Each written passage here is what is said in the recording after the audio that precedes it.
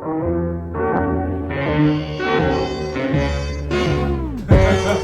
up, Steve? Brandon? Yeah, what's up? I just want to talk to you today about some complicated questions. Yeah. We can start off first if you want to talk a little about yourself and about your company. Yeah, I mean, we're a bank, and we also have the ability to broker, so we're kind of like a hybrid. We're here in Alabama, licensed in all 50 states. Yeah, I mean, my job is to help people accomplish home ownership, and I'm lending them money every day to do that. So, Awesome. I love it. Yeah, I always like helping people out, man. It's good to see them in their new homes and give them some hope. Yeah, and a lot of people think buying a house is a lot harder than it really is, and it's kind of intimidated during the process of, kind of going to the doctor, or, they can kind of think that maybe I'm going to give them bad news when my job is just there to help them. Yeah. So it's helping them to understand their situation and accomplish their goal. So there's no cost to talk to me. It's 15, 20 minutes. We can accomplish a lot with a phone call. Yeah, it's that easy. Yeah. Which is a good point to lead us into our first question. Is 20% still the standard for buying a home? That is not a standard. That is not true at all. You do not need 20% down to buy a house. So I don't have to spend a ton of money to get into a house. You don't need to spend a ton of money. There's so many programs out there for first-time home buyers. No money down, USDA, there's grants, there's down payment assistance. I mean, you name it, there's tons of products out there. And my job is to shop around for those first-time home buyers to get them maybe that lower money down stuff. So simply, you do not need 20% down to buy a house. Awesome. Yeah. That's really helpful for a lot of people, because I think one of the biggest fears around home buying is that you got to come out tens and thousands of dollars. So much money, yeah. So, and most people aren't coming up with that 20% down. I mean, if a house is $300,000, that's 60 grand down. That's a lot of money. So it is, yeah. And who has 60 grand to slide around? Yeah, that's right. I mean, it's a lot to save for. So, but yeah, good question. Moving on, what about credit score, man? I mean, a lot of these younger people coming out of college and stuff, I mean, they don't have much credit. Yeah. How does that play into getting a loan? So, credit scores. So, we hope that you have like a 580 credit score or greater. Can you buy a house with a lower credit score than 580? Yes. It's usually with a larger down payment is needed to make the system say yes. But even if your credit score isn't where you want to be, or the amount of money you have for the down payment to make you eligible, I will show you for free how to get your scores where they need to be so you can be possibly eligible for that no money down or 3% down first time home buyer loan. So 580 is a good spot to aim for or greater, but it can be done with even a less credit score than that if you have some money. Does anything above 580 help you even more? Yeah, so I mean, I would say 680 is another threshold for credit, and then about a 740. So those are kind of the tiers, but they've actually made it pretty fair across credit scores, and almost the debt to income and your down payment can almost dictate your interest rate and your fees more than just the credit score itself. So the credit score is important, but it's not everything. Okay. So, yeah. That's a really good point too you made about the debt to income. Yeah. I hear a lot of people talking about college debt. Yeah. How does that play a role in your affordability? Yeah. So student loans, you figure out what your balance is. If you add them all up, if you've got 10 of them at $5 grand each, that means you have $50,000 in student loans. Yeah. So even if they're deferred, forbearance, whatever it may be, the bank still has to count 0.5% as a total monthly payment. So if you owe $50,000 in student loans, that'd be $250 against you on your debt to income. Okay? Unless you're a veteran and we can prove you've got 12 months of deferment, we can completely omit it on a VA loan. Okay, sweet. So yeah, student loans, yeah. What about these more established home buyers that are trying to upgrade? Maybe they have a family, they start having some kids. Yeah. But they can't necessarily afford another down payment.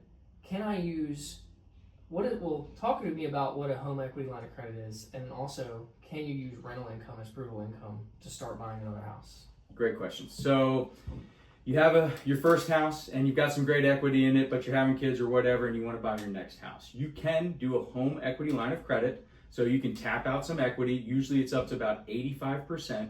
So yeah, up to 85%. So you could get maybe 30, 40 grand, whatever it is, and use that in a home equity line to then use as the down payment on your new house.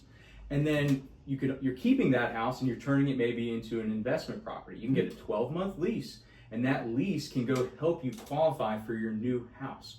So that frees up your debt to income to allow you to get it, because a lot of people bought their houses maybe in the last 5 years and have a really low interest rate and it's got a lot of appreciation on it. So they don't want to let go of that, and they could get some good cash flow. Maybe their note's $1,500 and they can rent it out for $3,000 a month. That $1,500 extra that they're getting in rent can help them pay for their new house that's costing them $3,500. Yeah. So they'll sleep better at night knowing that they've got somebody else helping them pay that note. And 12-month lease. That's what you need, is a 12-month lease. So does it have to be signed by a potential renter? It does. It does. Okay. We need an executed 12-month lease, and that can free up your debt to income on your new purchase. Wow. That's really helpful, man. Yep. And you can do the HELOC. Like that. Yeah. I've got like 3 of them I'm juggling right now where they're keeping their departing residence, and they're going to let the appreciation and somebody else pay the bill. So. Yeah. And more on that, like provable income. I've got a lot of friends coming out of college that have jobs and they have an offer, but they haven't started their job. So what do they do when they're going to get approved to where they're trying to live? Yeah. Because they have no proof. They have not received any money yet from this new job. That's right. So college transcripts are work history. That's a big deal. College transcripts are work history. Yeah. And then an offer letter that has no contingencies in it. So you've passed your drug test and maybe background check. Yep. If they guarantee a wage, we can close 60 days prior to them starting that new job. Okay. So if your job promises you 80 grand, you can write that into my loan. That's right. I can use that $80,000 for your new loan, and you don't have to even start there for 60 days. Wow. Yeah. So for 60 days, that's 2 months. Do I have to pay before then?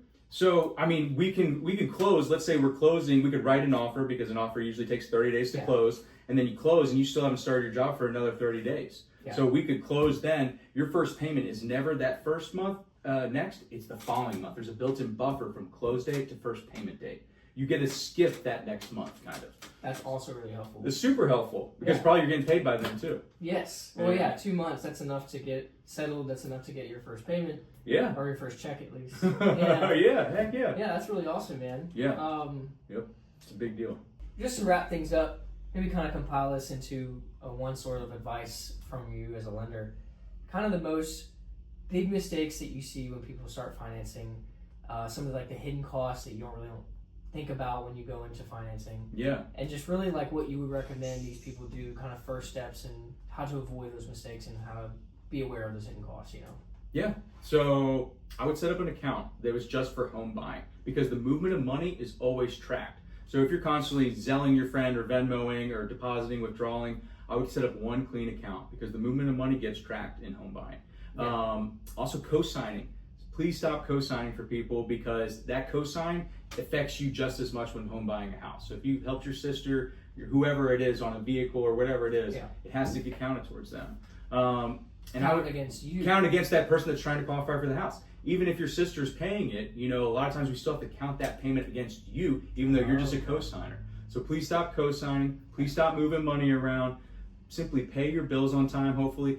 And talk to a lender, because what I'll do is I'll lay the foundation with them. I'll actually look at their stuff, and I'll say, this is the most bang for your buck here, pay this off, and then save up X, and you're going to be in perfect standpoint to buy a house, in a month or 2 months, whatever the case may be. Yeah. My job is to hold their hand and literally get them across that finish line. So you're more of an advisor to the process, not just a guy signing off the papers. I am not an order taker. I am an advisor. So I'm going to tailor make that mortgage to their specific goals and wants and needs. So and tailor make it to them so that they're happy. And you're statistically going to live in your house for 7 years, so it's not forever. And I just want to help them manage their debt and get a really nice house for themselves. So, for sure. So yeah. Well, hey man, I really appreciate you working with me today. We answered a lot of good questions. Hopefully this will be helpful to some people. I look forward to doing business with you in the future. Heck yeah.